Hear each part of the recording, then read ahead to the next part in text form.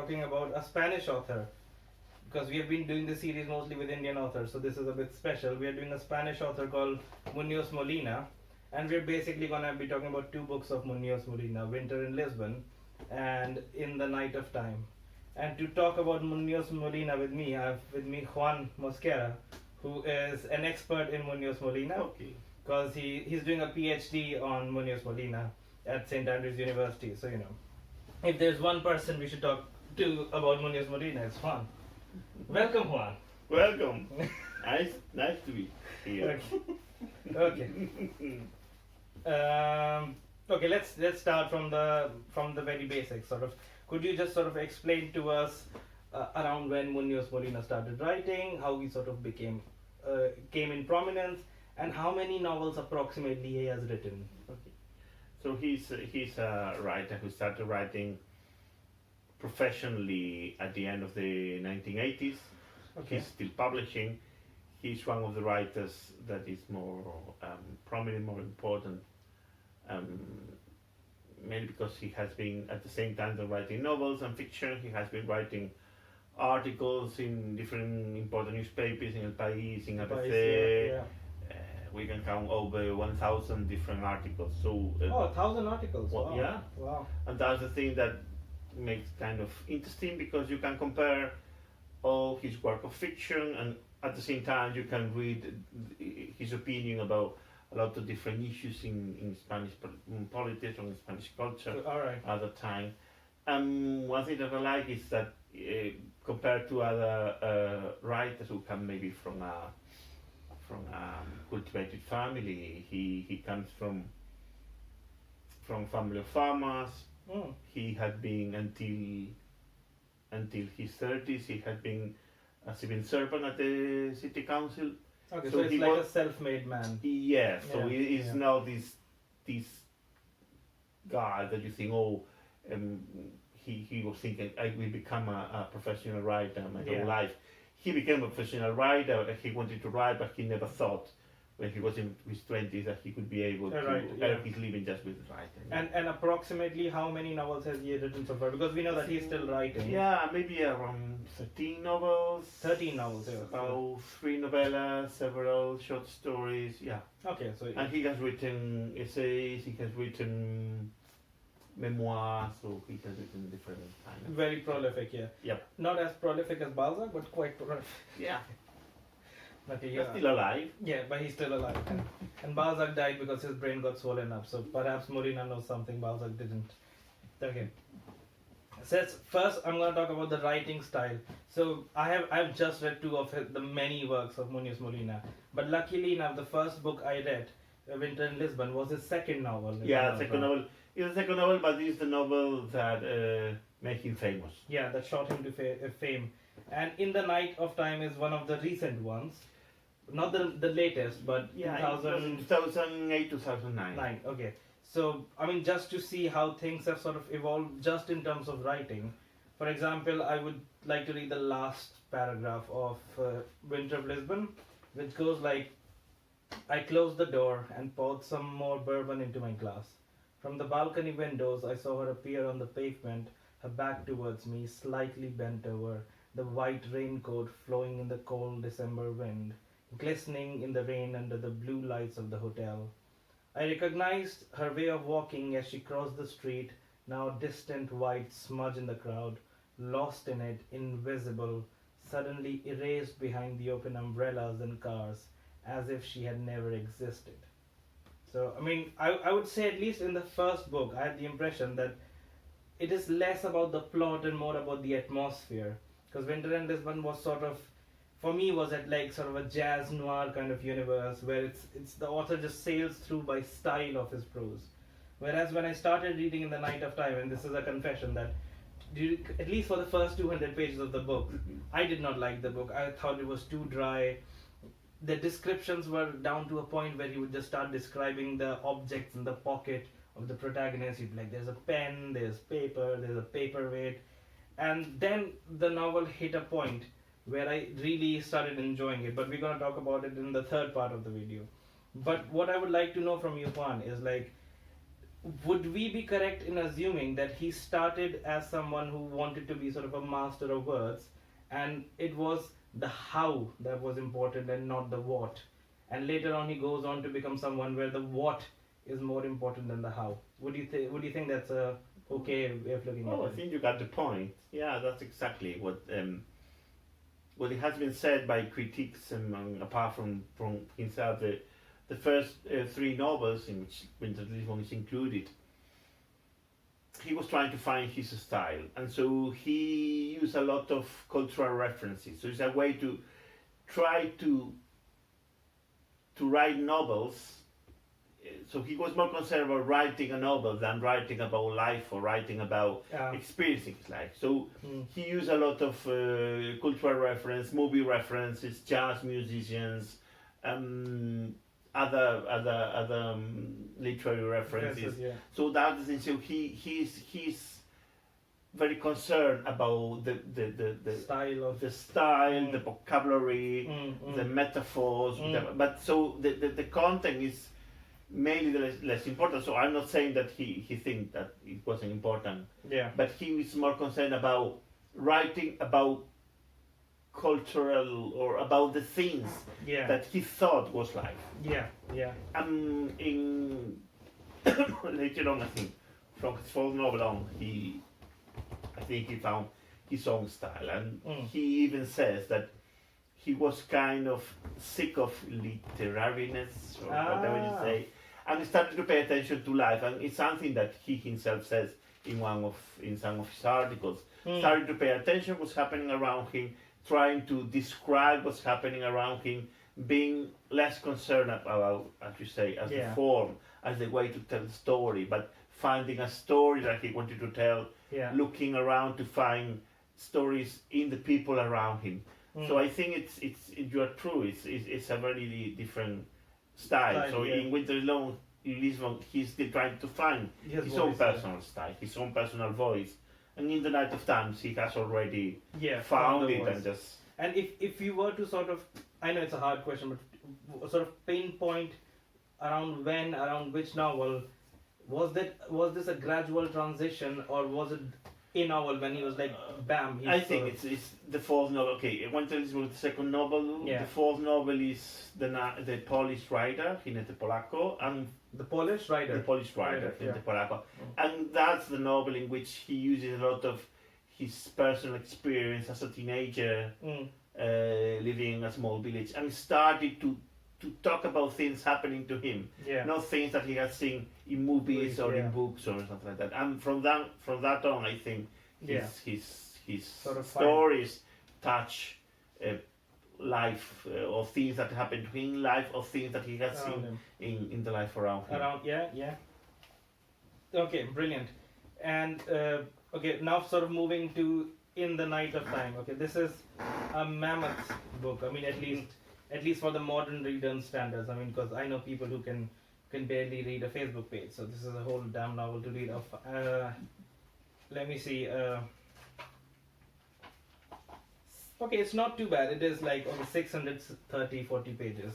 I'm sure the Spanish translation is more because your language is expanding. Yes. Yeah. Okay, and about this novel, I would like to look at two passages. First, I'm gonna read a passage that really hooked me to Muñoz Molina as a writer, because I was wondering, okay, he's very famous, and I've read 200 pages of this novel. Why am I not sort of into it? But then this page happened, and I was completely hooked by it, and that sort of shows you that he's a writer who talks about politics in such a way that although he's talking about Spanish politics, that is something very particular. These things are sort of happening more or less or have happened in a lot of countries in terms of what revolution means and the aftermath of revolution.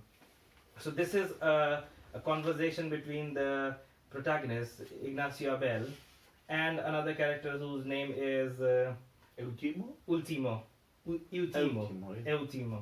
Okay, so Eutimo, who's like a friend of the dead father of the protagonist, says this to the protagonist.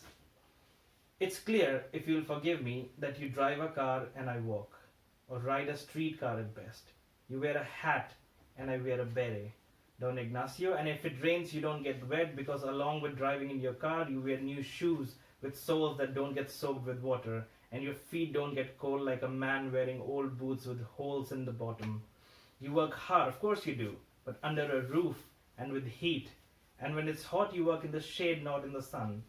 If one of your children gets sick, God forbid, you don't have to take him to the welfare hospital where he'll get worse as soon as he breathes the air that smells of misery and death.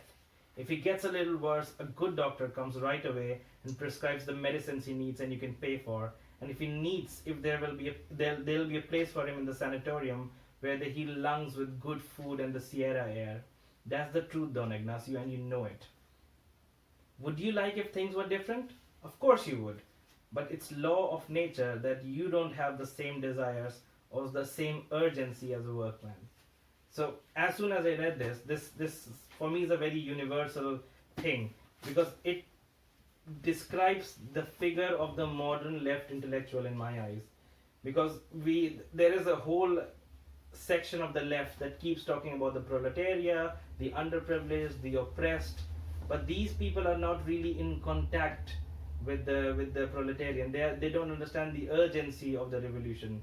The thing that Euthymo says is that you want the revolution, but I need it because it will directly change my life as I'm living it right now. And this is something that really resonated with me because I think the fact that the world has gone to the right has a lot to do with the figure of the left intellectual in the ivory tower who desires a revolution but doesn't feel the urgency of it.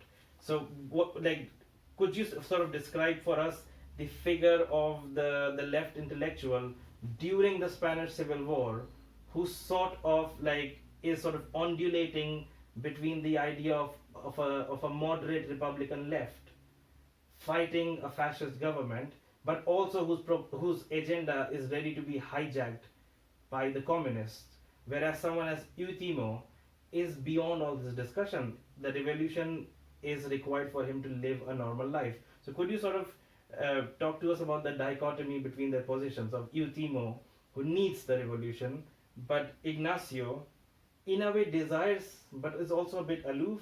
Okay, if the revolution happens, okay, good. If it doesn't happen, good. His position is not really going to change as a privileged man. But as the novel goes on, the Civil War affects his life a lot. So just comments and thoughts. I know it's a tough one. It's not a question. But the thing is that, I think it's part of. First of all, I think you haven't said that. Okay, I think that the novel happens at the beginning of the Spanish Civil War, the 1930s. Mm-hmm. So Context, you have to be aware that that's a specific context in which, especially in Europe, what is happening is the fascism is advancing. Yeah. The communists from the Soviet Union. Like it's happening in India right now. Yeah, it's happening at the same time. Yeah. So you have in the middle some democratic republics, liberal democratic republics like the UK, like France, that are kind of struggling between these two extremes, the extreme right and maybe the extreme left. Yeah. So in the middle you have all these different democratic regimes. Yeah.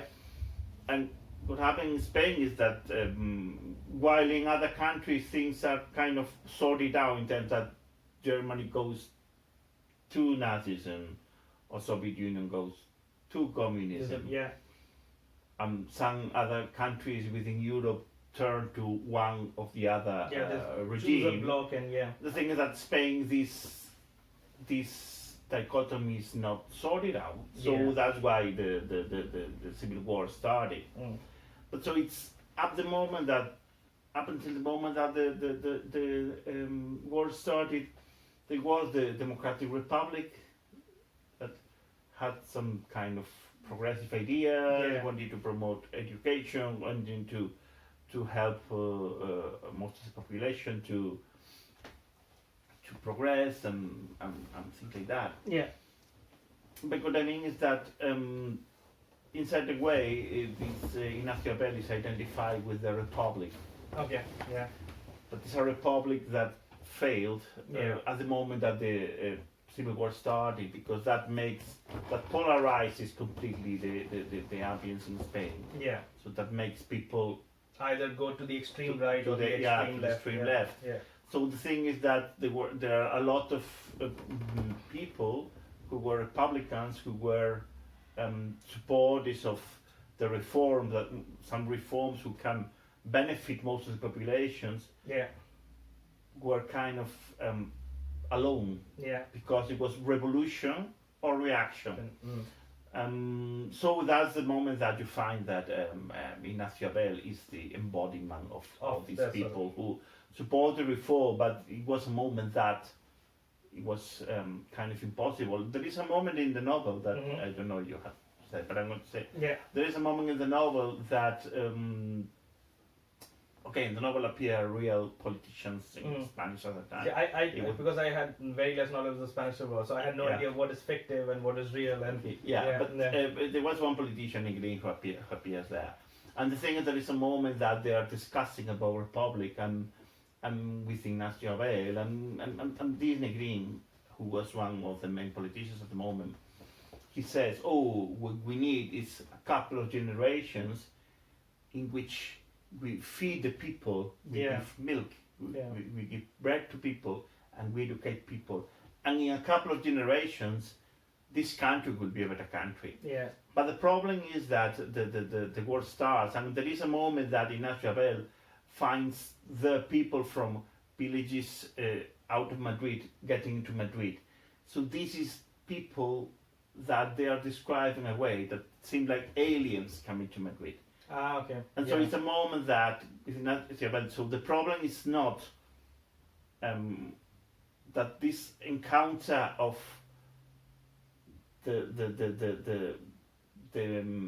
these people with the capital town has become too early.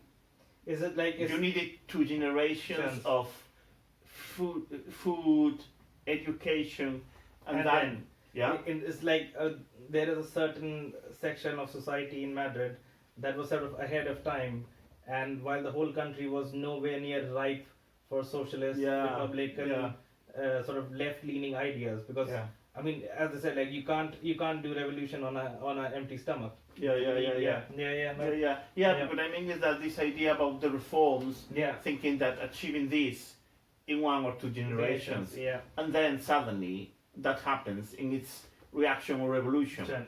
We do the changes now, or we don't do the changes now and suppress all the proletarian people. Things like that. So it's the idea that not that the Republican was kind of an ideal that failed because for both sides was attacked. Cool. And Ignacio Abel sort of embodies that sort of the struggle. This idealism, this reformism that wanted to apply, but they didn't have time to apply. So that is like the actual sort of Spanish context of it. And what I love about the writing is that you can have very less knowledge of that, and you read this, and it's sort of like a timeless book, and you sort of end up applying it in your own country. So, for example, I'm going to read another passage where the protagonist is having a conversation with a character called Judith, who is an American student who happened to be in Spain during the beginning of the troubles in Spain, like in the 30s, and she is in love with sort of the Spanish Republic, the idea of Spain, a very romantic idea of Spain. And when the protagonist sort of leaves, escapes, and goes back to America, he meets her where she's about to embark on a journey to go fight for the Spanish Republic. So, I mean, very brave, very foolish at the same time. And the protagonist sort of sees her young, innocent, revolutionary fervor, and he makes one of the sort of best speeches like you have. And speeches at the end of novels always make me think of Ayn Rand's Atlas Shrugged. When a main character makes a really long, 10-page speech. But it's better than Ayn Rand's. Okay. Definitely. Any day. Don't go back to saying. No. So if I'm going to read a very tiny extract of that speech that Ignacio says, and he's talking about the young, the illusioned people who think going to war and revolution is something that's easy. And he says they think that going to war means lining up and keeping time while you follow a band playing the Internazionale or to the barricades. They see the enemy coming and they can't run because their legs are trembling and they shit themselves in fear. It's not a figure of speech. Extreme fear causes diarrhea. The other side hunts them down with no difficulty, just like hunting rabbits. Do you know what they enjoy? They get bored when it's so easy to kill and they look for entertainment. You can imagine what they do to women. With men, they often cut off noses and ears and then slit their throats. They cut off their testicles and stuff them in their mouths. They put a head with the ears and nose cut off on a broomstick and carry it in a parade. But our men do that too sometimes. Don't look at me like that.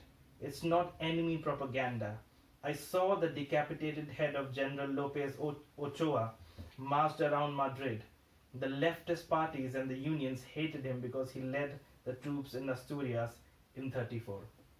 Okay, what I really love about this passage is the sort of idea of this really, at this point, cynical guy completely destroying the idea of an ideal revolution, and also the fact that he refuses to take sides, at least in this point of the novel, because so many times we deal with a progressive left that criticizes the other side but refuses to do any sort of self-criticism. And this is the idea which sort of comes across, that revolution is easy to sing about, but a real revolution and real war is easy to interpret when history is written. When you are in it, it's pure chaos and you shit yourself, as he says it. And also, like the fact that we are always trying to sort of criticize the other side and not seeing the bad side on our side, that leads to right-wing governments. I mean, sort of a bit of a diversion. When you look at India and we see that a situation that an extreme right-wing government has arrived, I think one of the major reasons it has arrived is because the extreme appeasement of the left. They were very good in criticizing the fascists, but they never addressed any sort of bad thing that the minorities would do, because you can't talk about it, because it's as a leftist you're not allowed to criticize the minorities. And by just doing this again and again and again, you prepare the ground for the arrival of fascism. So as an Indian reader in 2019, this is what the novel sort of like gave me. But sort of talk to us about the idea of this left who was criticizing the right, the idea that Judith represents, this sort of innocent left that is very ready to criticize the right, that is ready to fight for the Republic of Spain, but does not acknowledge the burning of churches, does not acknowledge the other side. Sort of talk to us through this hypocrisy, let's say. Okay, I would say, okay, because the political content of the book is obvious, but I think the author doesn't want to write a political book. What he wants to write, it's about how we would react in a situation in which our whole world collapses. So that's the idea about the main character Ignacio Abel. So the idea that he has his life, he has his ideas, he has his ideology, he's a socialist, and suddenly everything collapses, and he kind of fail in facing lots of things. So I think the idea of the book is that try to feel empathy for this kind of people, who is not a hero, who is not a villain, is just a guy who tried to survive. In this attempt of surviving, he does bad things. Okay, yeah. But the thing is that at the end, the good thing about him, or at least how he's portrayed in the novel, is that he realizes how he is, and he realizes that he's in a situation that it doesn't matter what he does, he will fail. He's in the middle of a fight in which there is no place for him. So he just leaves. He leaves because he has to. He has to fight for his life. And he says, "Oh, I might be a hero in a revolution, but I don't want to. I want to survive." So in a certain way, I think for me, the important part of the character is that is in a situation, in a political situation, in which there is no place for him. Because at the moment, you have to be on one side or on the other. You have to be Yeah. reactionary or revolutionary. Yeah. But there is no place for the reformist. Yeah. Not because it could not be possible, but the moment that the war started, it was impossible. Because that's the thing. One thing that was kind of criticized Muñoz Molina is that, oh, why are you criticizing things done under the Republican in the Republican territory? But he tries to be honest and say, oh, because bad things were happening here at the same Yes. time. Done by the Republicans. Yeah, but he is aware, Muñoz Molina is very aware. But this started because the other part started a war. Yes. So it's not a way of blaming, of saying one is completely innocent, one is completely guilty.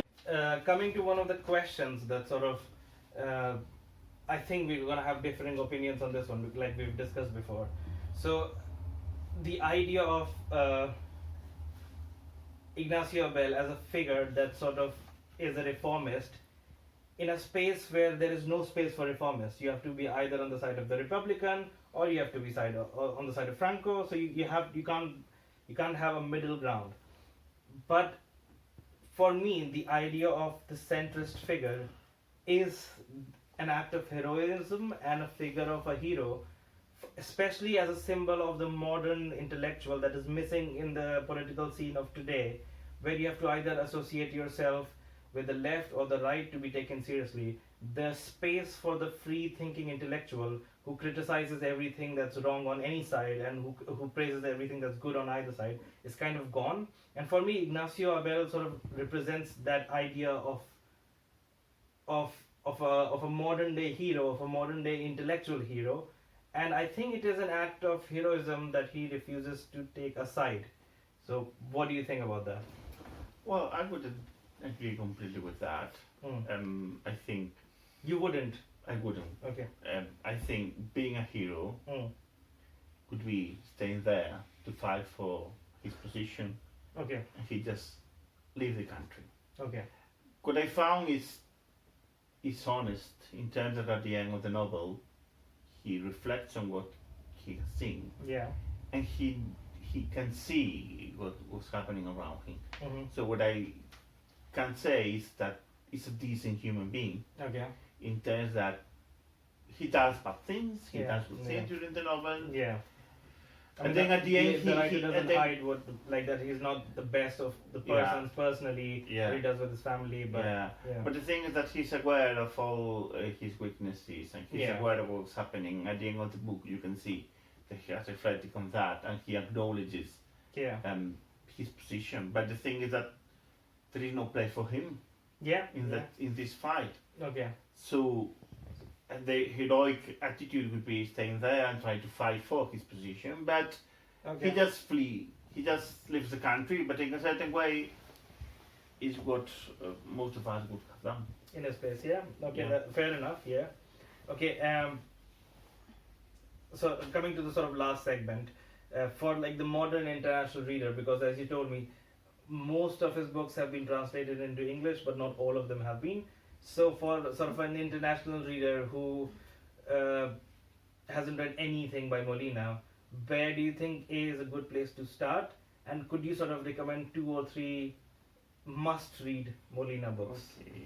I think one of the main topics that he addresses in his books is he wants to give voice to the unlistened. He wants to give voice To the to people voiceless. who have been oppressed, or to the people who didn't have the chance to speak. So it's something that along all his career you can see in all his books. Yeah. For example, if I would recommend, I don't know if it has been translated. I think it has been translated. I don't know, it's in French, but I think. El Jinete Polaco would be the Polish writer. The Polish writer. That for me is the first novel in which he shows his style of writing, and it's very good because he tries to bring all the memory of all the people from his village Okay. that were, after the war, were kind of put aside. They didn't have a chance to speak, so I could do that. Yeah. That one, Yeah. The Night of Times, of course. Yeah. For example, one that I like is Sepharad, Yeah. that you don't like very much. Yeah. I like this because this is one that makes connection between the Spanish exiles with the people who have been exiled during the Second World War in Yeah. Europe. So it's this idea again of the unheard to be given Giving a voices voice. to the people who haven't been represented, whose stories have not been told. Exactly. All right. Okay. To end with a controversial question, Muñoz Molina, the greatest Spanish writer of the 21st century, yes or no? Okay, I have to say yes because I'm writing the thesis on him. Okay, if it's not the greatest, it's one of the greatest. One of the greatest, good writer, great writer. All right. Yeah. So yeah, that's all from this episode of Hush Talks Books, and we'll be back next time talking about other books. And it was very nice to have you, Juan. Okay, And see you guys next time. see you.